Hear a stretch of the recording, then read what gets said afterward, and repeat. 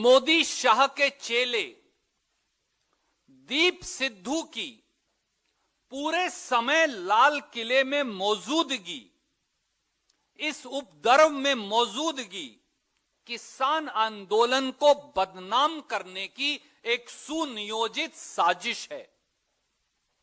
और अब स्थिति उल्टा चोर कोतवाल को डांटे वाली है। दिल्ली में उपद्रव को रोकने में पूरी तरह नाकाम हुए गृह मंत्री श्री अमित शाह के इशारे पर दिल्ली पुलिस उन उपद्रवियों पर मुकदमा दर्ज करने की बजाय उल्टा संयुक्त किसान मोर्चे के नेताओं पर एफआईआर दर्ज कर उपद्रवियों के साथ भाजपा सरकार के गठजोड़, मिलीभगत और साजिश को साबित करती है। बीते 63 दिनों से लाखों अन्नदाता दिल्ली के दरवाजे पर 3 खेती विरोधी काले कानून वापस लेने के लिए शांतिपूर्वक आंदोलन कर रहे हैं। मोदी सरकार ने उन्हें रोकने के लिए आंसू गैस के गोले दागे, हड़ कपकपाती सर्दी में ठंडे पानी से वाटर कैनन चलाई, उनके रास्ते खोद दिए गए, पत्थर डाल दिए गए, ड्रेन्स खोद दी गई क्रेन्स लगाकर, और बर्बर लाठी चार्ज हुआ, मगर उन्होंने उफ नहीं किया और शांति प्रिय तरीके से आंदोलन करते रहे। मगर मोदी सरकार जब उन्हें बलपूर्वक नहीं हटा पाई दोस्तों, तो उन्हें छल पूर्वक हटाने का षड्यंत्र करने लगी। मैं फिर दोहराता हूं, मोदी सरकार जब देश के लाखों किसानों को बलपूर्वक नहीं हटा पाई, तो छल पूर्वक हटाने का षड्यंत्र करने लगी। पहले प्रताड़ित करो और परास्त करो की नीति। जब लाठियां डंडे बरस रहे थे, तो पहले प्रताड़ित करो और परास्त करो की नीति। फिर मीटिंग पर मीटिंग कर थका दो और भगा दो की नीति। फिर किसानों में फूट डालो और आंदोलन तोड़ो की नीति। और अब अंतिम छल है, अराजकता का आरोप लगा, बदनाम करो और बाहर करो की नीति। यह है मोदी सरकार का असली षड्यंत्रकारी चेहरा। मैं फिर दोहराता हूं, पहले प्रताड़ित करो और परास्त करो, फिर मीटिंग पर मीटिंग थका दो और भगा दो, फिर किसानों में फूट डालो और आंदोलन तोड़ो, और अब आखिरी छल है, हिंसा का आरोप लगा, बदनाम करो और बाहर करो की नीति।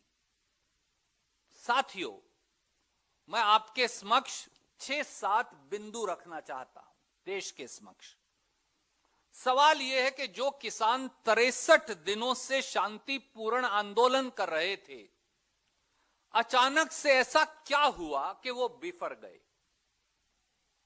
दूसरा बिंदु, अगर सरकार 10 दौर की बातचीत करने का ड्रामा करे, किसानों की समस्याओं के समाधान की बजाय व्यवधान करे और किसान आंदोलन को बदनाम करने पर जोर रखे, तो सरकार की साजिश क्या साफ नहीं।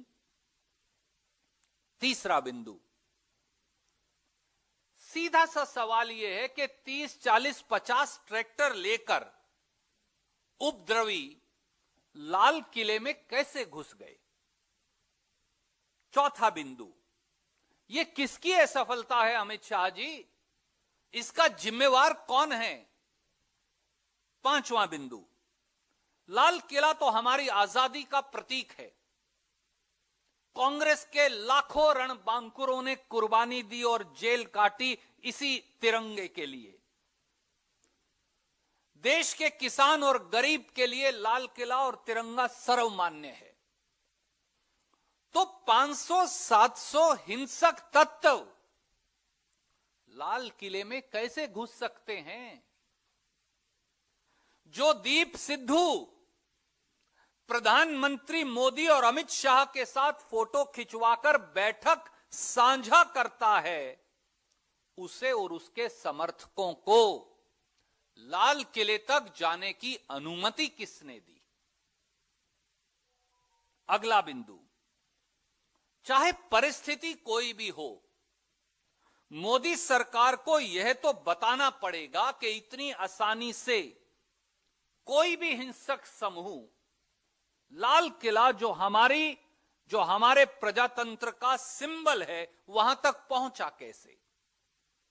लाल किले की प्राचीर पर चढ़कर झंडा कैसे लगा सकता है?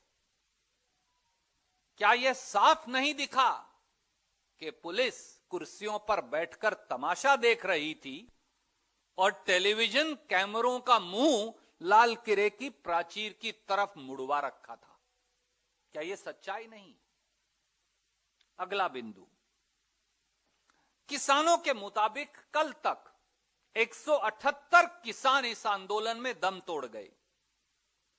किसानों को हिंसा ही करनी होती तो लाखों किसान 63 दिन से हाड़ कंपकपाती सर्दी में दिल्ली की सीमा पर शांतिप्रिय तरीके से सत्याग्रह कर न्याय की गुहार क्यों लगा रहे हैं?